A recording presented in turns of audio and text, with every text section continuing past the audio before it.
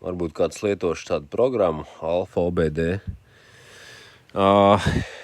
Gribēju uzjautāt, kā tur ir to spraudni, ko izmanto. Man it kā šitāds te ir, es aizņēmos, bet ar viņu es pie Chrysler nevarēju pieslēgties.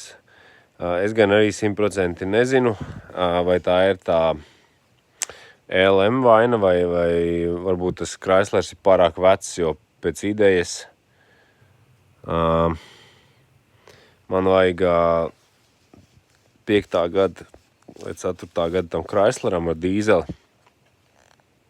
pieslēgties, bet es tā īsti nesaprotu, vai to paudzi šitā te programma ņem, jo tajā brīdī, kad tur mēģina pieslēgties, tad viņš man rāda, ka mēģina tā kā caur kanu, bet es diezgan droši zinu, ka caur kanu tur droši vien tā diagnostika ar dzinēju vadības bloku nenotiek, viņi notiek caur K-līniju.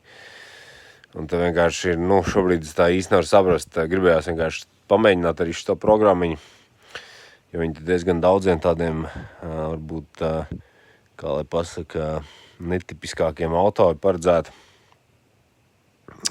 Bet es īsti nezinu, vai šitien ir problēma, vai programmā, vai mašīnā ir problēma, jo ir lieta tāda, kad es neredzu no launcha, ne ar to otru programmu, es neredzu degvielas, tajā reālā spiedienu.